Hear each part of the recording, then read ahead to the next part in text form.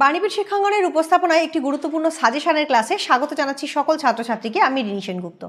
আজকের ক্লাসটা মূলত তাদের জন্য প্রযোজ্য, তোমরা যারা ক্যালকাটা ইউনিভার্সিটিতে ফার্স্ট সেমিস্টারে পড়ছো এবং তোমাদের মাইনর সাবজেক্ট হিসেবে বাংলা সাবজেক্টটা রয়েছে, তো তাদের জন্য আজকের ক্লাসটা খুব গুরুত্বপূর্ণ হতে চলেছে। সমগ্র ক্লাসটা প্রথম থেকে শেষ পর্যন্ত মনোযোগ দিয়ে দেখো।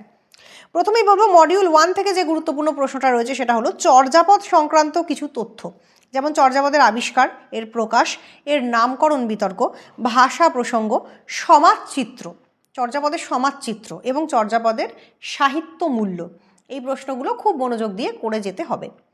নেক্সট, শ্রীকৃষ্ণ কীর্তন কাব্যের রচয়িতাকে, আবিষ্কর্তা, প্রকাশকাল এইগুলোকে উল্লেখ করো এবং বাংলা সাহিত্যের ইতিহাসে গ্রন্থটির গুরুত্ব লেখো।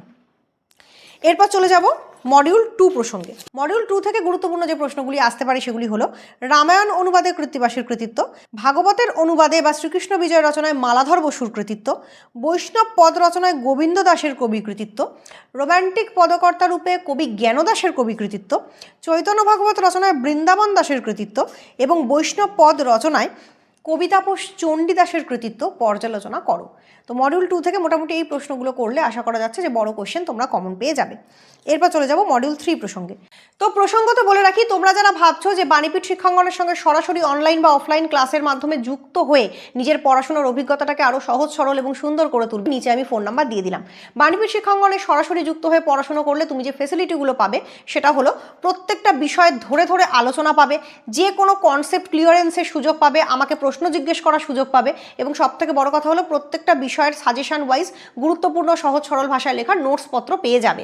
আমরা সর্বতভাবে স্টুডেন্টদেরকে সাহায্য করি তাদের পড়াশোনার ব্যাপারে, যাতে করে তারা উন্নতি করতে পারে। আমাদের অফলাইন সেন্টার রয়েছে হাওড়া জেলার জগৎবল্লভপুরে এবং কলকাতার কলেজ স্ট্রিটে। কলেজ স্ট্রিট যে ক্যাম্পাস রয়েছে ক্যালকাটা ইউনিভার্সিটি, তার থেকে মাত্র 1-2 মিনিটের হাঁটা পথে। এছাড়া আমরা অনলাইন ক্লাস প্রোভাইড করে থাকি অল ওভার ওয়েস্ট বেঙ্গল জুড়ে। তুমি পশ্চিমবঙ্গের যে কোনো প্রান্তেই থাকো না কেন, যদি ক্যালকাটা ইউনিভার্সিটি অধীনস্থ কোনো কলেজে তুমি পড়ো, তাহলে অবশ্যই তুমি অনলাইনে আমাদের সঙ্গে ক্লাসে যুক্ত হতে পারো। এরপর চলে যাব মডিউল 3 প্রসঙ্গে। মধ্যযুগীয় বাংলা সাহিত্যে দৌলত কাজীর মূল্যায়ন করো, শাক্তপদ রচনায় কমলাকান্তের মূল্যায়ন করো, মনসামঙ্গল কাব্যের শ্রেষ্ঠ কবিকে তার কৃতিত্ব আলোচনা করো, অন্নদামঙ্গল কাব্য রচনায় ভারতচন্দ্রের কৃতিত্ব আলোচনা করো এবং চণ্ডীমঙ্গল কাব্য রচনায় মুকুন্দ চক্রবর্তীর কৃতিত্ব আলোচনা করো। এই প্রশ্নগুলো এখান থেকে খুব গুরুত্বপূর্ণ। প্রসঙ্গত বলে রাখি, এই 3টি মডিউল থেকে কিন্তু 5 নম্বরেরও অনেক গুরুত্বপূর্ণ প্রশ্ন আছে, যেগুলো তোমরা যদি আমার কাছে সরাসরি ভর্তি হও বা পড়ো, আমি সাজেশন সহ নোটস কীভাবে লিখবে বা নোটসপত্র সমস্ত কিছু প্রোভাইড করে দেবো। তোমাদের যাদের মনে হচ্ছে যে ফার্স্ট সেমিস্টারে মাইনর বাংলার প্রিপারেশন ভালো হয়নি, তাদের জন্য বলবো তোমরা সেকেন্ড সেমিস্টারে কিন্তু সরাসরি আমার কাছে ভর্তি হতে পারো। যদি আমার কাছে ভর্তি হয়ে তোমরা পড়ো, তাহলে তোমরা যে ফেসিলিটিগুলো পাবে সেটা হচ্ছে তোমরা প্রত্যেকটা বিষয় ধরে ধরে বোঝানোর ক্লাস বা আলোচনা পেয়ে যাবে এবং প্রত্যেকটা বিষয়ে সহজ সরল ভাষায় লেখা নোটসপত্র পেয়ে যাবে এবং প্রপার সাজেশনের সঙ্গে মিলিয়ে পরীক্ষার জন্য কিন্তু তোমাদেরকে নোটসপত্র দিয়ে প্রস্তুত করে দেওয়া হবে। তো যারা মনে করছো সেকেন্ড সেমিস্টার মাইনর বাংলার জন্য ভর্তি হবে, তারা অবশ্যই নিচে দেওয়া ফোন নাম্বারে কন্ট্যাক্ট করে ভর্তি হয়ে যেতে পারো।